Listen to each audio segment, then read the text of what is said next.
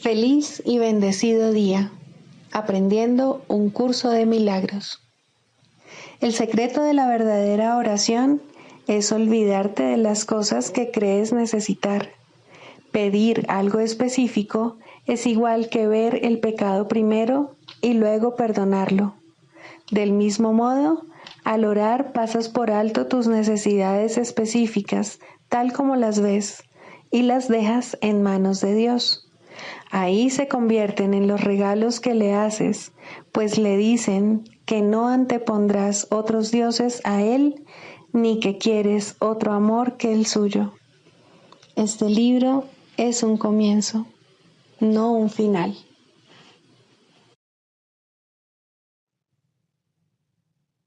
Del prefacio, que postula, párrafo 5. El mundo que vemos refleja simplemente nuestro marco de referencia interno, las ideas predominantes, los deseos y las emociones que albergan nuestras mentes. La proyección da lugar a la percepción. Primero miramos en nuestro interior y decidimos qué clase de mundo queremos ver. Luego proyectamos ese mundo afuera y hacemos que sea real para nosotros tal como lo vemos. Hacemos que sea real mediante las interpretaciones que hacemos de lo que estamos viendo. Si nos valemos de la percepción para justificar nuestros propios errores, nuestra ira, nuestros impulsos agresivos, nuestra falta de amor en cualquier forma que se manifieste, veremos un mundo lleno de maldad, destrucción, malicia, envidia y desesperación. Tenemos que aprender a perdonar todo esto, no porque al hacerlo seamos buenos o caritativos, sino porque lo que vemos no es real. Hemos distorsionado el mundo con nuestras absurdas defensas y por lo tanto estamos viendo lo que no está ahí. A medida que aprendamos a reconocer nuestros errores de percepción, aprenderemos también a pasarlos por alto, es decir, a perdonarlos. Al mismo tiempo nos perdonaremos al mirar más allá de los conceptos distorsionados que tenemos de nosotros mismos y ver el ser que Dios creó en nosotros como nosotros. Introducción. Este es un curso de milagros. Es un curso obligatorio. Solo el momento en que decides tomarlo es voluntario. Tener libre albedrío no quiere decir que tú mismo puedas establecer el plan de estudios.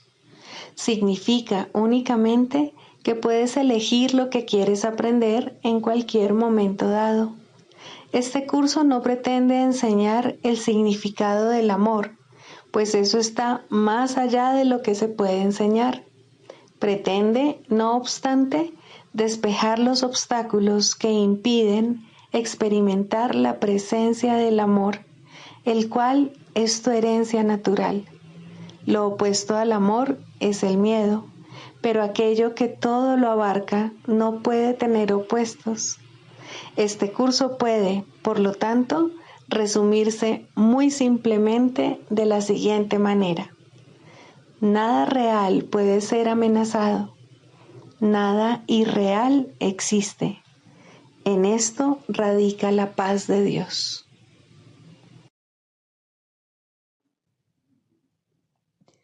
Capítulo 1. El significado de los milagros. Primero, principios de los milagros.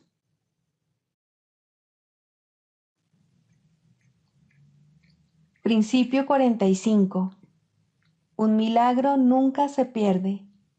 Puede afectar a mucha gente que ni siquiera conoces y producir cambios inimaginables en situaciones de las que ni siquiera eres consciente. Capítulo 30. El nuevo comienzo. Introducción. El nuevo comienzo se convierte ahora en el foco central de nuestro programa de estudios. No hay duda con respecto a cuál es la meta, pero ahora se necesitan métodos específicos para alcanzarla. La rapidez con la que la puedes alcanzar depende únicamente de esto, que estés dispuesto a poner en práctica cada paso. Cada uno de ellos te ayudará un poco más cada vez que lo practiques, y todos ellos juntos te conducirán más allá de los sueños de juicios a los de perdón, liberándote así del dolor y del miedo. Ninguno de estos pasos es algo nuevo para ti, pero todavía son ideas más que reglas por las que riges tu pensamiento. Por lo tanto, necesitamos ponerlos en práctica por algún tiempo hasta que se conviertan en las reglas por las que riges tu vida. Nuestro propósito es ahora convertirlos en hábito, de modo que estén a tu disposición en caso de necesidad. Primero, reglas para tomar decisiones. Tomar decisiones es un proceso continuo, pero no siempre te das cuenta de cuándo las estás tomando. Mas, con un poco de práctica con aquellas de las que ya eres consciente, comienza a establecerse un patrón que te ayudará con las demás. No es conveniente que te preocupes por cada paso que tengas que dar. Si adoptas una perspectiva correcta al despertar, habrás ganado ya una gran ventaja. Mas, si experimentas gran resistencia y ves que tu resolución flaquea, es que todavía no estás listo. No luches contra ti mismo. Piensa más bien en la clase de día que te gustaría tener y dite a ti mismo que hay una manera más fácil de que este mismo día pueda transcurrir así. Trata entonces, una vez más, de tener la clase de día que deseas. Este enfoque comienza con la siguiente declaración.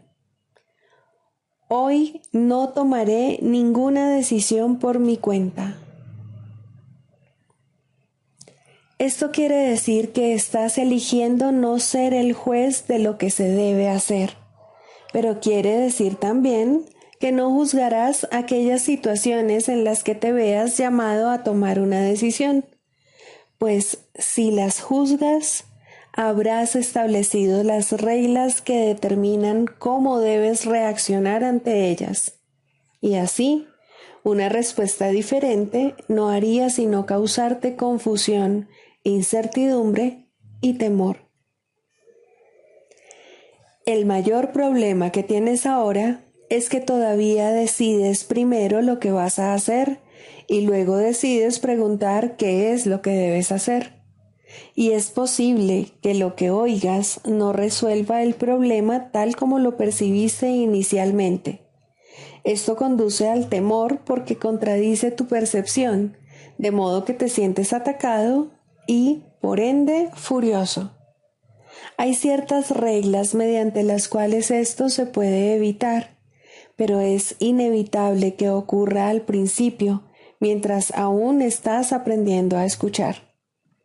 Siempre que te acuerdes de ello a lo largo del día y dispongas de un momento de calma para reflexionar, repítete a ti mismo nuevamente la clase de día que te gustaría tener, los sentimientos que deseas abrigar, las cosas que quieres que te sucedan, así como lo que quieres experimentar, y di, si no tomo ninguna decisión por mi cuenta, esa es la clase de día que se me concederá.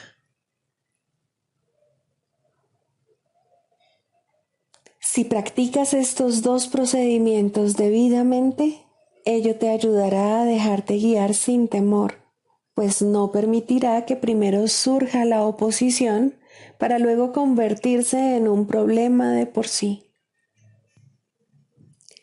Mas habrá ocasiones en las que ya habrás juzgado de antemano.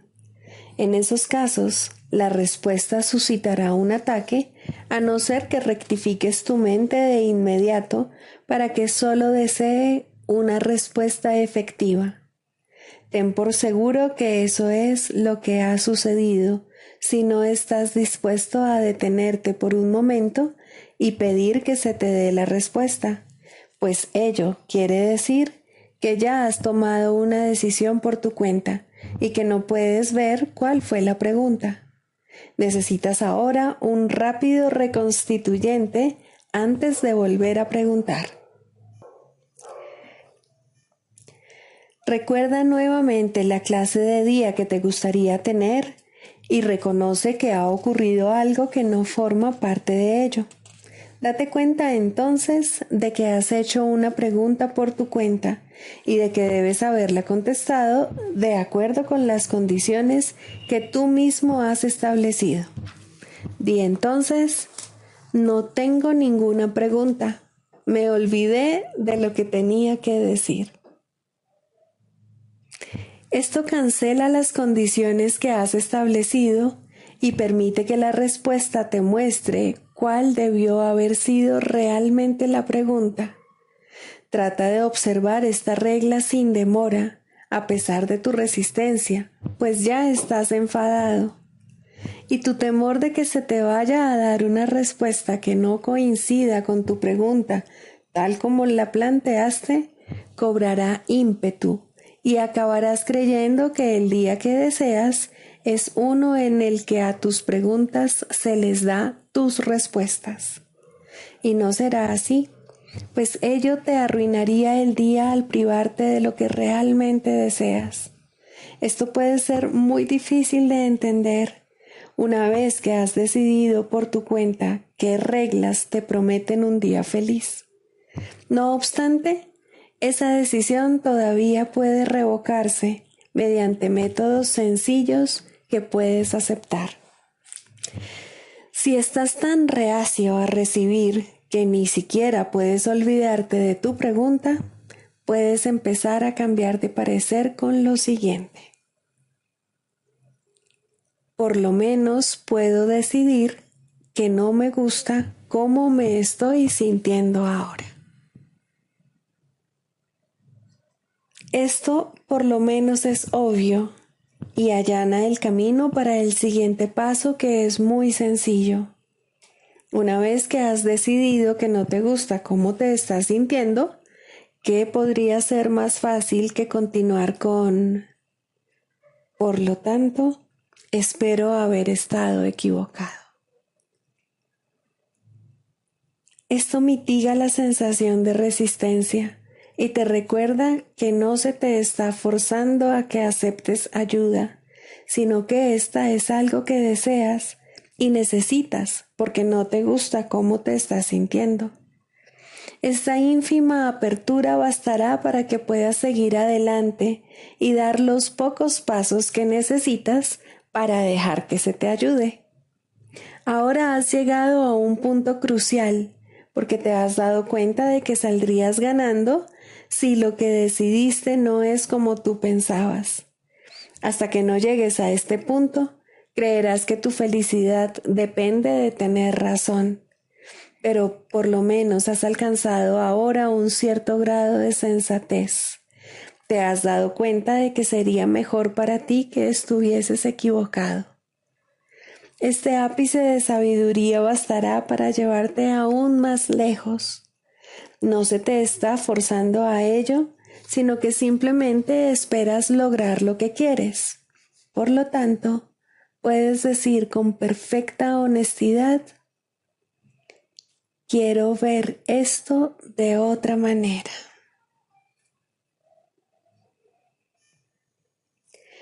Ahora has cambiado de parecer con respecto a la clase de día que deseas tener y has recordado lo que realmente quieres. Su propósito ya no está velado por la demente idea de que lo quieres para satisfacer tu empeño de tener razón, cuando en realidad estás equivocado. De este modo, el hecho de que estás dispuesto a pedir llega hasta tu conciencia, pues no puedes estar en conflicto cuando pides lo que realmente quieres y comprendes que eso es lo que estás pidiendo. Este último paso es solo el reconocimiento de que no te opones a recibir ayuda. Es la declaración de una mente receptiva que, aunque todavía no está segura, está dispuesta a que se le muestre lo que necesita ver. Tal vez hay otra manera de ver esto. ¿Qué puedo perder con preguntar? Ahora puedes por lo tanto, hacer una pregunta que tiene sentido y, consecuentemente, la respuesta tendrá sentido también. Y no te opondrás a ella, pues comprenderás que es a ti a quien dicha respuesta beneficiará. Debe quedar claro, no obstante, que es más fácil que tu día transcurra felizmente si no permites que la infelicidad haga acto de presencia en primer lugar. Pero esto requiere tener práctica con las reglas que te protegen de los embates del temor. Cuando hayas dominado estas reglas, el amargo sueño de juicios habrá sido deshecho para siempre. Pero mientras tanto, necesitas poner en práctica las reglas que lo deshacen. Examinemos, pues, una vez más, la primera de las decisiones que aquí se ofrecen. Hemos dicho que puedes comenzar el día felizmente si decides no tomar ninguna decisión por tu cuenta. Esto de por sí parece ser una decisión. Sin embargo, tú no puedes tomar decisiones por tu cuenta. La única cuestión es entonces con quién eliges tomarla. Eso es todo. La primera regla, pues, no es una coacción, sino la simple afirmación de un simple hecho. No tomas decisiones por tu cuenta independientemente de lo que decidas, pues o bien se toman con ídolos o bien con Dios. Y le pides ayuda al anticristo o a Cristo, y aquel que elijas se unirá a ti y te dirá lo que debes hacer. Tu día no transcurre al azar. La clase de día que tienes lo determina aquello con lo que eliges vivirlo y la manera en que percibe tu felicidad el amigo a quien acudes en busca de consejo. Siempre pides consejo antes de tomar cualquier decisión. Es esencial que entiendas esto, pues así te darás cuenta de que en esto no hay coerción ni motivos para que te opongas a ello por el hecho de que te impide ser libre. Nadie puede escaparse de lo que inevitablemente ha de ocurrir. Y si tú crees que puedes, estás equivocado. La segunda regla es asimismo un hecho, pues tu consejero y tú tenéis que estar de acuerdo con respecto a lo que deseas antes de que pueda ocurrir. Es este convenio lo que permite que todas las cosas ocurran, pues nada puede ocurrir sin algún tipo de unión, ya sea con un sueño de juicios o con la voz que habla en favor de Dios. Las decisiones producen resultados precisamente porque no se toman aisladamente. Las tomáis tu consejero y tú, y son tanto para ti como para el mundo. El día que deseas tener se lo ofreces al mundo, pues transcurrirá tal como lo hayas pedido y reforzará el dominio de tu consejero en el mundo. ¿A qué reino le pertenece tu mundo hoy? ¿Qué clase de día vas a decidir tener? Hoy solo se necesitan dos que deseen gozar de felicidad para que se la ofrezcan al mundo entero. Solo se necesitan dos que comprendan que no pueden decidir por su cuenta para garantizar que el júbilo que pidieron sea plenamente compartido por todos, pues han entendido la ley básica que les otorga poder a todas las decisiones y les confiere todos los efectos que ellas jamás puedan tener. Solo se necesitan dos. Estos dos tienen que haberse unido antes de que se pueda tomar una decisión. Permite que esto sea lo único que tienes presente y tendrás la clase de día que deseas tener, y al tenerlo, se lo ofrecerás al mundo. El juicio que habías emitido sobre el mundo queda anulado mediante tu decisión de tener un día feliz. Y tal como has recibido, Así tienes que dar.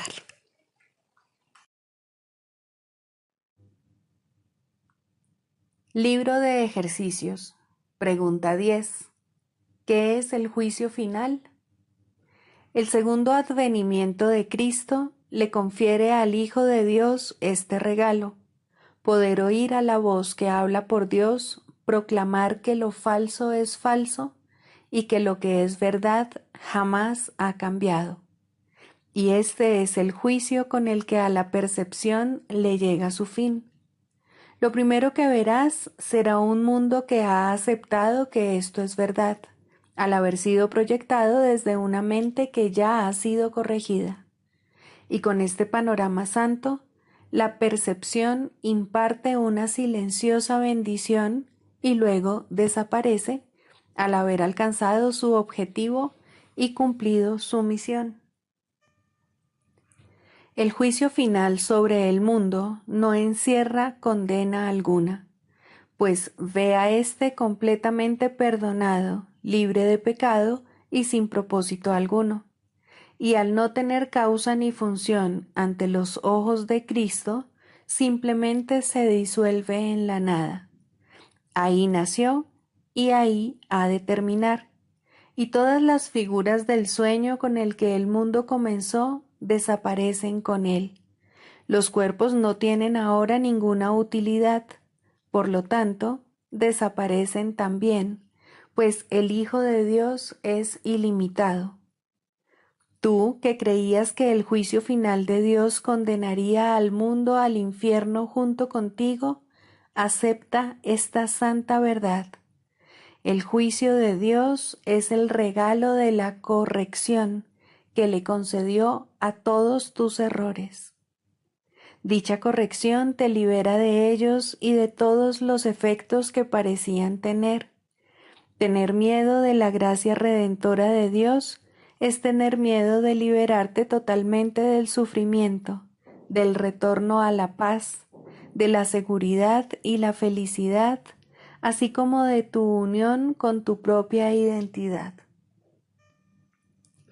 El juicio final de Dios es tan misericordioso como cada uno de los pasos de su plan para bendecir a su Hijo y exhortarlo a regresar a la paz eterna que comparte con Él. No tengas miedo del amor, pues solo Él puede sanar todo pesar, enjugar todas las lágrimas y despertar tiernamente de su sueño de dolor al Hijo que Dios reconoce como suyo.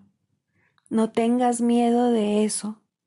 La salvación te pide que le des la bienvenida, y el mundo espera tu grata aceptación de ella, gracias a lo cual Él se liberará.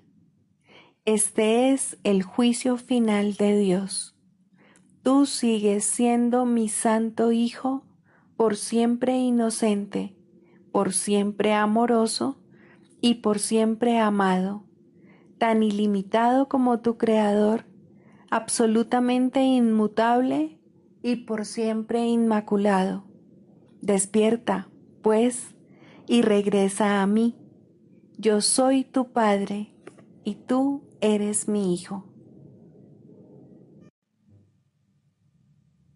Lección 318. Yo soy el medio para la salvación, así como su fin. En mí, el Santo Hijo de Dios, se reconcilian todos los aspectos del plan celestial para la salvación del mundo. ¿Qué podría estar en conflicto cuando todos los aspectos comparten un mismo propósito y una misma meta? ¿Cómo podría haber un solo aspecto que estuviese separado o que tuviese mayor o menor importancia que los demás? Yo soy el medio por el que el Hijo de Dios se salva, porque el propósito de la salvación es encontrar la impecabilidad que Dios ubicó en mí. Fui creado como aquello tras lo cual ando en pos. Soy el objetivo que el mundo anda buscando. Soy el Hijo de Dios, su único y eterno amor.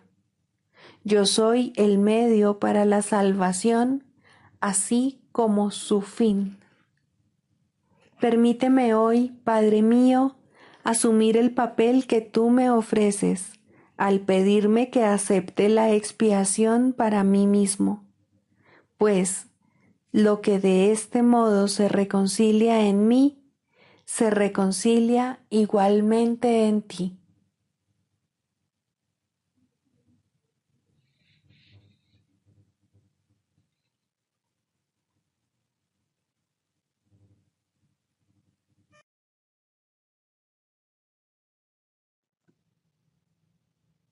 Del Manual para el Maestro, pregunta 4. ¿Cuáles son las características de los maestros de Dios? 4. Mansedumbre. Para los maestros de Dios, el daño es algo imposible. No pueden infligirlo ni sufrirlo. El daño es el resultado de juzgar. Es el acto deshonesto que sigue a un pensamiento deshonesto. Es un veredicto de culpabilidad contra un hermano y por ende contra uno mismo. Representa el fin de la paz y la negación del aprendizaje.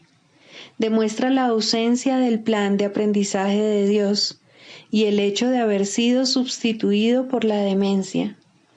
Todo maestro de Dios tiene que aprender, y bastante pronto en su proceso de formación, que hacer daño borra completamente su función de su conciencia. Hacer daño le confundirá y le hará abrigar sospechas y sentir ira y temor. Hará que le resulte imposible aprender las lecciones del Espíritu Santo. Tampoco podrá oír al Maestro de Dios, quien solo puede ser oído por aquellos que se dan cuenta de que hacer daño, de hecho, no lleva a ninguna parte y de que nada provechoso puede proceder de ello. Los maestros de Dios, por lo tanto, son completamente mansos. Necesitan la fuerza de la mansedumbre, pues gracias a ella, la función de la salvación se vuelve fácil. Para los que hacen daño, llevar a cabo dicha función es imposible. Pero para quienes el daño no tiene significado, la función de la salvación es sencillamente algo natural. ¿Qué otra elección, sino esta, tiene sentido para el que está en su sano juicio? ¿Quién, de percibir un camino que conduce al cielo, elegiría el infierno? ¿Y quién elegiría la debilidad que irremediablemente resulta de hacer daño cuando puede elegir la fuerza infalible, todo abarcante e ilimitada de la mansedumbre? El poder de los maestros de Dios radica en su mansedumbre, pues han entendido que los pensamientos de maldad no emanan del Hijo de Dios ni de su Creador. Por lo tanto, unen sus pensamientos a aquel que es su fuente, y así su voluntad, que siempre fue la de Dios, queda libre para ser como es.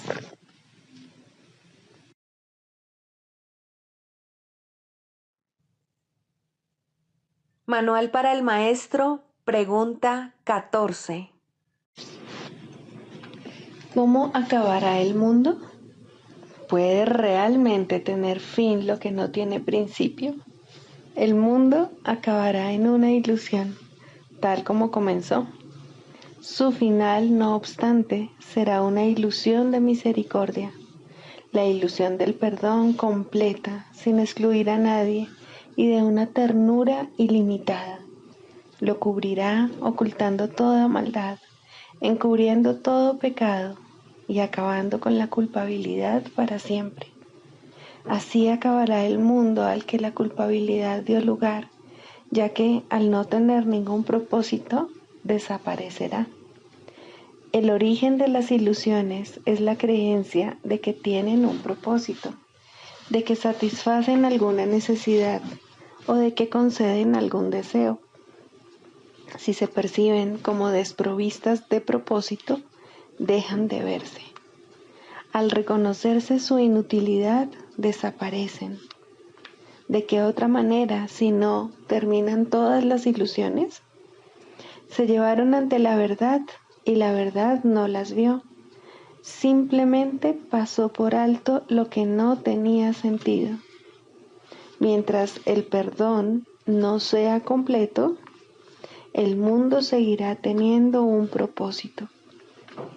Es el hogar donde nace el perdón, donde crece y donde se vuelve más fuerte y abarcador. Aquí se le alimenta, pues es aquí donde se le necesita. Es benévolo Salvador, nacido donde el pecado fue concebido y donde la culpabilidad parecía real. Este es su hogar, porque aquí ciertamente se le necesita. Él trae consigo el fin del mundo. Es a su llamada a la que los maestros de Dios responden, dirigiéndose a Él en silencio para recibir su palabra. El mundo acabará cuando también todas las cosas que hay en él hayan sido correctamente juzgadas mediante su juicio. El mundo acabará con la bendición de la santidad sobre él.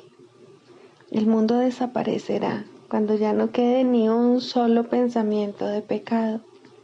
No será destruido ni atacado y ni siquiera sufrirá el más mínimo rasguño. Simplemente dejará de parecer que existe. Ciertamente parece que esto se encuentra muy, pero muy lejos en el futuro. Cuando ya no quede ni un solo pensamiento de pecado, parece ser un efecto, un objetivo a largo plazo. Pero el tiempo se detiene y sirve al objetivo de los maestros de Dios. En el instante en que cualquiera de ellos acepte la expiación para sí mismo, no quedará ni un solo pensamiento de pecado. Perdonar un solo pecado no es más fácil que perdonarlos todos. La ilusión de que hay grados de dificultad es un obstáculo que el Maestro de Dios tiene que aprender a pasar y dejar atrás. Un pecado que un maestro de Dios perdone completamente puede consumar la salvación. ¿Puedes comprender esto? No, esto no tiene ningún sentido para los que están aquí. Sin embargo, es la lección final con la que se restaura la unidad. Esto va en contra de la manera de pensar del mundo, pero recuerda que el cielo también va en contra. El mundo acabará cuando su sistema de pensamiento se haya invertido totalmente. Hasta entonces, algunos fragmentos de su totalidad darán todavía la impresión de tener sentido. La lección final, que trae consigo el fin del mundo, no puede ser captada por aquellos que aún no están preparados para abandonar el mundo e ir más allá de su limitado alcance. ¿Cuál es entonces la función del Maestro de Dios con respecto a esta lección final? Simplemente tiene que aprender cómo considerarla y estar dispuesto a encaminarse en esta dirección. Necesita confiar simplemente en que si Dios le dice que esta es una lección que él puede aprender, es porque la puede aprender. No juzga si es difícil o fácil.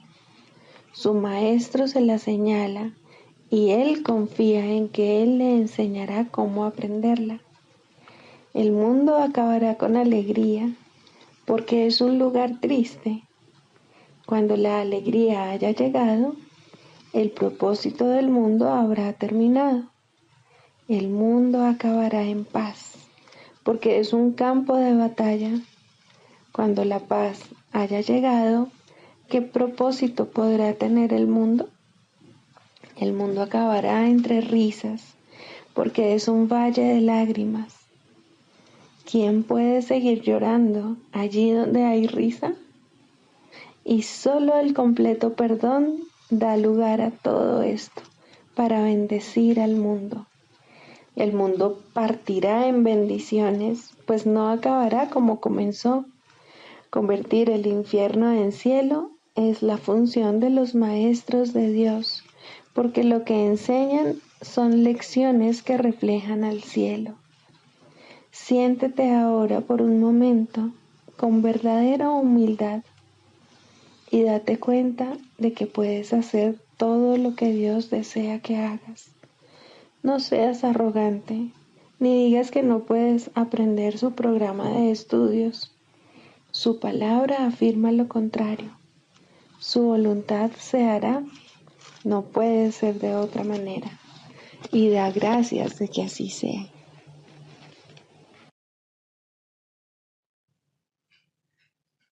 Clarificación de términos.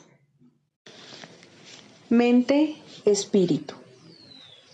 El término mente se utiliza para representar el principio activo del espíritu, el cual le suministra a éste su energía creativa.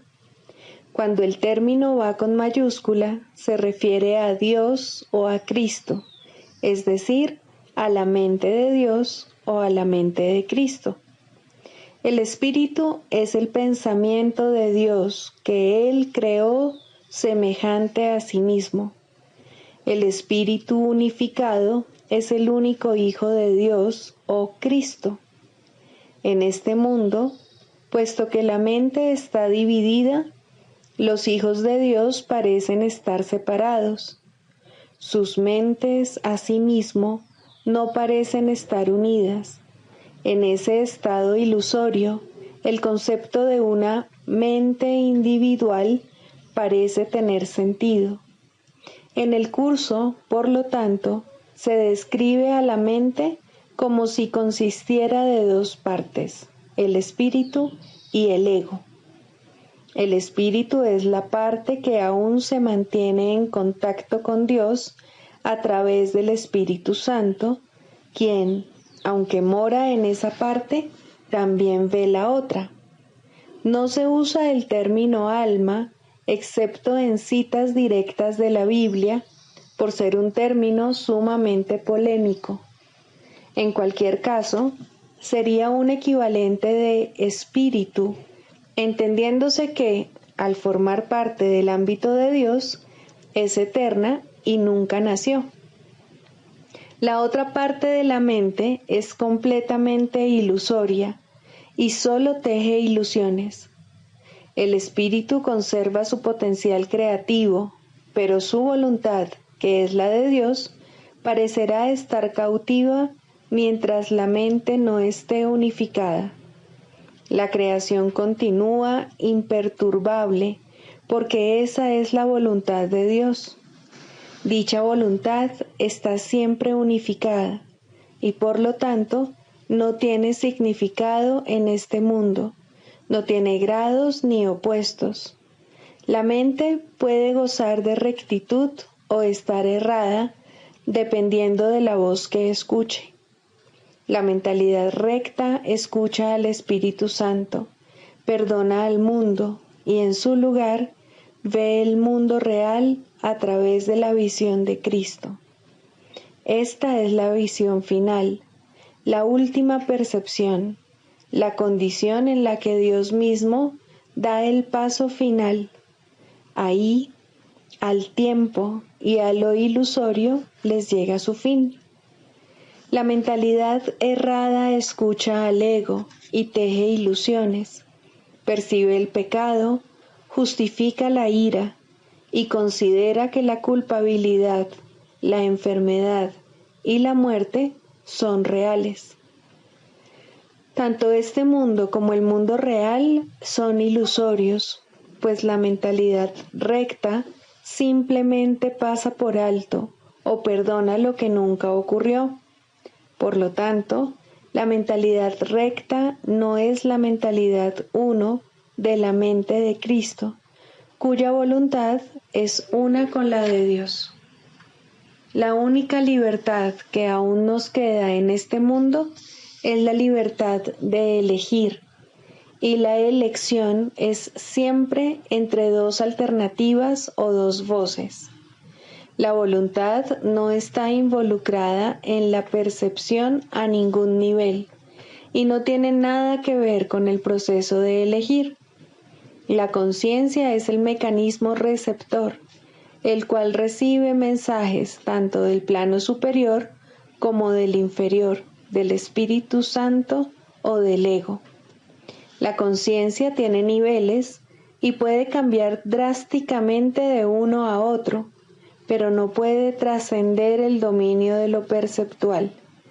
En su nivel más elevado, se vuelve consciente del mundo real y puede ser entrenada para hacer eso cada vez con mayor frecuencia. Sin embargo, el hecho mismo de que tenga niveles y de que pueda ser entrenada demuestra que no puede alcanzar el conocimiento. Segundo, el lugar de la religión en la psicoterapia. Para ser un maestro de Dios no es necesario ser religioso o creer siquiera en Dios de modo reconocible. Es necesario, sin embargo, enseñar perdón en lugar de condenación. Aún en esto no se requiere completa consistencia, puesto que cualquiera que haya alcanzado este punto podría enseñar la salvación completamente en un instante y sin una palabra. No obstante, quien ha aprendido todas las cosas no necesita maestro, y los que han sanado no tienen necesidad de terapeuta. Las relaciones son aún el templo del Espíritu Santo y se perfeccionarán en el tiempo y se restituirán a la eternidad. La religión formal no ocupa ningún lugar en la psicoterapia, así como tampoco ocupa un lugar verdadero en la religión. En este mundo hay una asombrosa tendencia a unir palabras contradictorias en un solo término, sin percibir la contradicción en absoluto. El intento de formalizar la religión es un intento tan evidente del ego de reconciliar lo irreconciliable que prácticamente no necesita explicarse aquí. La religión es experiencia. La psicoterapia es experiencia. En sus más altos niveles se vuelven una. Ninguna es verdad en sí misma, pero ambas pueden conducir a la verdad. ¿Qué puede ser necesario para encontrar la verdad, la cual permanece perfectamente obvia, sino la eliminación de los aparentes obstáculos a la verdadera conciencia? Nadie que aprenda a perdonar puede dejar de recordar a Dios. El perdón, pues, es todo lo que necesita enseñarse, pues es todo lo que necesita aprenderse. Todos los obstáculos al recuerdo de Dios son formas de falta de perdón y nada más. Esto nunca está claro para el paciente y es muy raro que lo esté para el terapeuta. El mundo ha enfilado todas sus fuerzas contra esta conciencia específica, pues en ella radica el fin del mundo y todo lo que representa. Sin embargo, la conciencia de Dios no constituye una meta razonable para la psicoterapia. Esta llegará cuando se complete la psicoterapia, puesto que donde hay perdón, la verdad tiene que llegar. Sería injusto, en verdad, si la creencia en Dios fuera necesaria para el éxito terapéutico. La creencia en Dios tampoco es un concepto significativo, puesto que a Dios solo puede conocérsele. La creencia implica que la no creencia es posible, pero el conocimiento de Dios no tiene opuesto verdadero. No conocer a Dios es no tener ningún conocimiento, y es a esto a lo que conduce toda falta de perdón. Y sin el conocimiento, uno solo puede tener creencia. Diferentes ayudas de aprendizaje resultan atractivas para gente diferente. Algunas formas de religión no tienen nada que ver con Dios y algunas formas de psicoterapia no tienen nada que ver con la sanación. Pero si el alumno y el maestro se unen para compartir una meta, Dios entrará en su relación, porque él ha sido invitado a entrar. De la misma manera, una unión de propósito entre el paciente y el terapeuta restituye al predominio el lugar de Dios, primero a través de la visión de Cristo y luego a través de la memoria de Dios mismo. El proceso de la psicoterapia es el regreso a la cordura. Profesor y alumno, terapeuta y paciente, están todos locos o de lo contrario no estarían aquí. Juntos pueden encontrar un camino de salida, puesto que nadie encontrará la cordura solo. Si la sanación es una invitación a que Dios entre en su reino, ¿qué importa la manera como está escrita la invitación? ¿Importa el papel, la tinta o el bolígrafo? ¿O es el que escribe el que extiende la invitación? Dios llega a todos los que quieren restituir su mundo, pues han encontrado la manera de llamarlo. Si dos se unen, Él tiene que estar ahí. Cual sea su propósito, no importa, pero tienen que compartirlo completamente para que tengan éxito.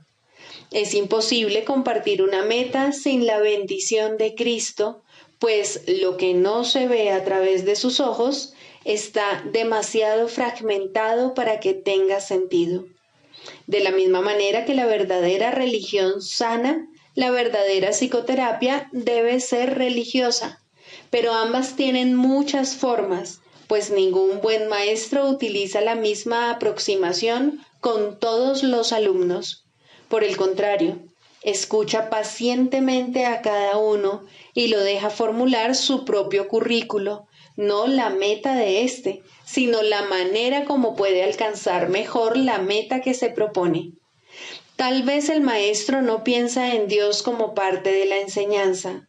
Tal vez el psicoterapeuta no entiende que la sanación procede de Dios. Pueden tener éxito allí donde fallan muchos que creen que han encontrado a Dios. ¿Qué tiene que hacer el maestro para asegurar el aprendizaje? ¿Qué tiene que hacer el terapeuta para conseguir la sanación? Solo una cosa, el mismo requisito que la salvación pide de todos. Cada uno debe compartir una meta con alguien más y al hacerla, perder todo sentido de intereses separados. Solo cuando se hace esto es posible trascender los estrechos límites que el ego quiere imponerle al yo. Solo al hacer esto, maestro y alumno, terapeuta y paciente, tú y yo podemos aceptar la expiación y aprender a darla tal como se recibió. La comunión es imposible si se está solo. Nadie que permanece aparte puede recibir la visión de Cristo. Se le está ofreciendo, pero no puede extender su mano para recibirla. Que se aquiete y reconozca que la necesidad de su hermano es la suya propia, y que entonces satisfaga la necesidad de su hermano como suya y vea que éstas se satisfacen como si fueran una sola, porque lo son. ¿Qué es la religión sino un instrumento para ayudarle a ver que esto es así? ¿Y qué es la psicoterapia sino una ayuda en esa misma dirección precisamente? Es la meta la que convierte estos procesos en lo mismo, pues son uno en propósito y por consiguiente deben ser uno en los medios.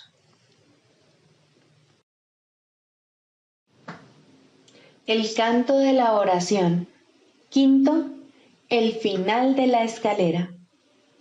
La oración es un camino a la verdadera humildad, y aquí se eleva lentamente una vez más y crece en fuerza, amor y santidad. Deja que abandone el suelo desde donde comienza a elevarse hacia Dios, y la verdadera humildad vendrá por fin a agraciar la mente que pensó que se enfrentaba al mundo sola. La humildad trae paz, porque no afirma que tú debas regir el universo, ni juzgar las cosas en función de cómo tú quisieras que fuesen. Deja a un lado felizmente todos los insignificantes dioses, no con resentimiento, sino con honestidad y con el reconocimiento de que no sirven para nada.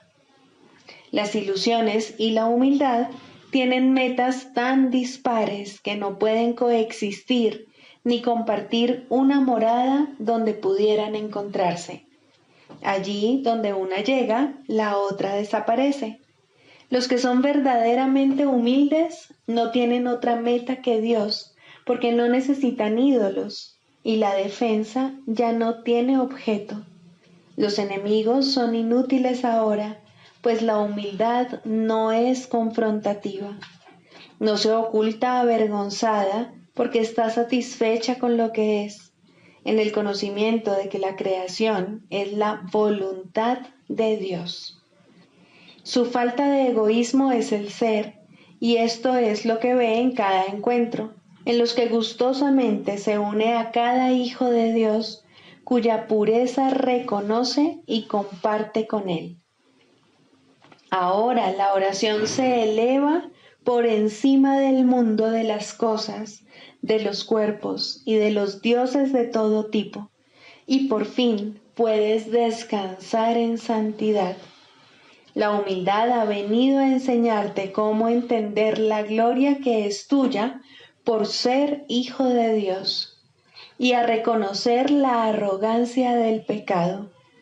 Un sueño ocultaba la faz de Cristo de ti, mas ahora puedes contemplar su impecabilidad. La escalera ha llegado muy alto, ya casi estás en el cielo.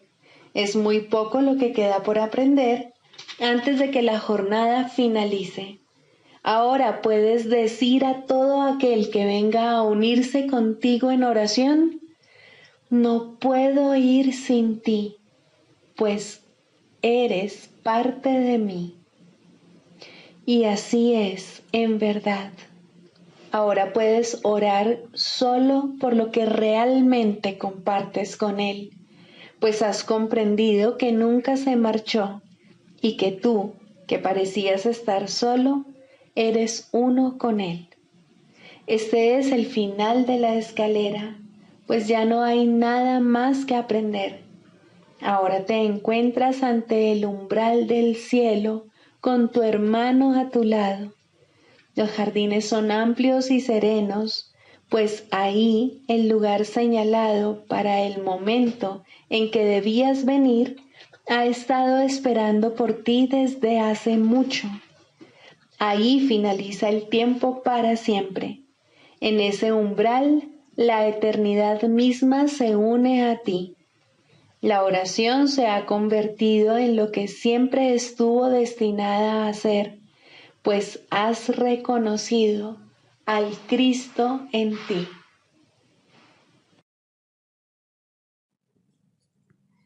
Sigamos a Jesús haciendo del perdón algo tan natural como respirar y algo tan vital como el aire.